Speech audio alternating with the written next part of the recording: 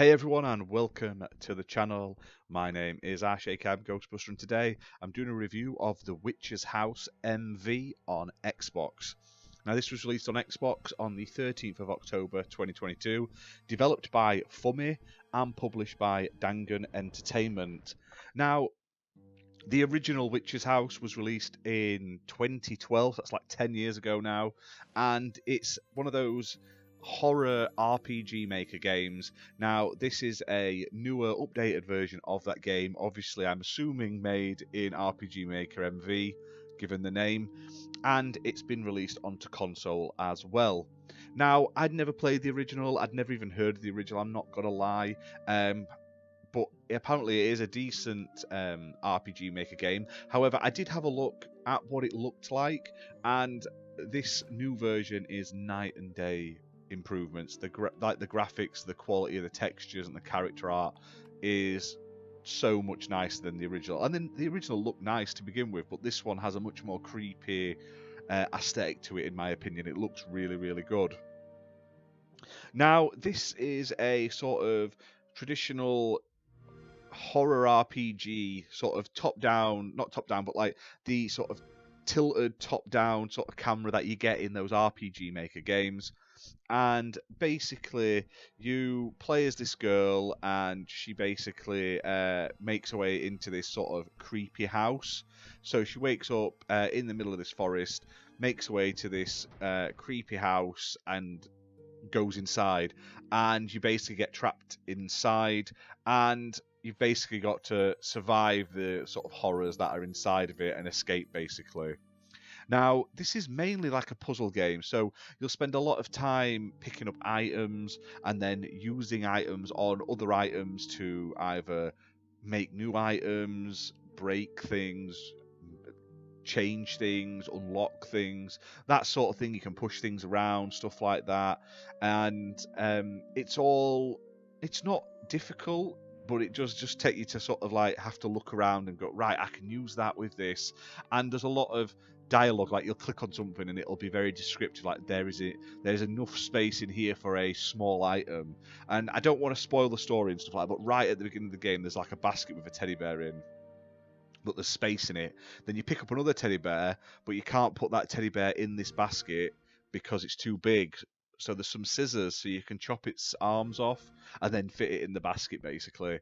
That kind of thing. I'll not spoil any of the others, but that's the sort of way the puzzles work. Now, one thing that is crazy in this game is there's like death everywhere. So there's traps pretty much all throughout the game. Some of them are, you can see them coming from a mile off, others are quite unpredictable, and yeah, you basically got to not die, and there's so many of them. I died so many times. Luckily the game does feature two difficulty modes. One of them was like an easy mode, so if you die you just go back to like your last save basically, or so you don't lose a lot, and the other one is like permadeath, so you go back to the main menu. Now when you do complete the game, there is a third difficulty option, like, so you've got to complete the true ending to get this third difficulty option, which has like extra puzzles in, new things and more information about the occupant of this house and stuff like that. And there are, like I say, different endings to the game to find as well. Now, the game isn't super long, you'll get through it in a couple of hours, but like I say, there are reasons to go back to it.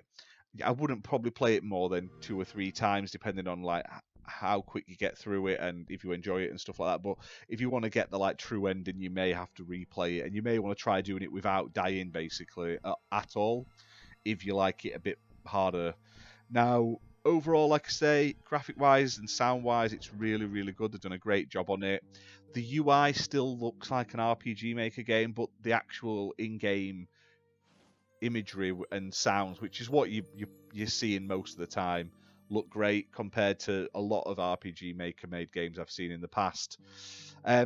Overall, like I say, yeah, it's a decent little game if you like your sort of RPGs, but you want something a bit more unique with that horror twist. lots of sort of traps and puzzles to get through. You don't mind a bit of sort of gore now and then, and also you don't like your stories being sort of fed to you. You like to sort of pick them up, bits of lore up by interacting with items and reading things and stuff like that. This is one of those types of games you'll probably really get on with. Now the game is priced at £12.49, and like I say, you're going to get at least sort of 2 to 4 hours worth of content out of it, if not more, depending on how much you play. But it's simple enough to play. There's only a couple of buttons, like I say, movement, run, interact, and open your menu, basically. That's about it.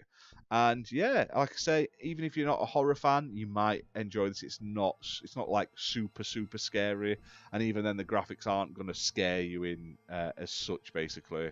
So you're looking at sort of like up to 2 hours for your beating the campaign, maybe sort of 3 to 4 hours for the full 1000 gamer score completion. But that's it for this video, guys. Hope you've enjoyed it. If you have, hit that like button, hit subscribe, and we will see you soon for more content. Bye for now.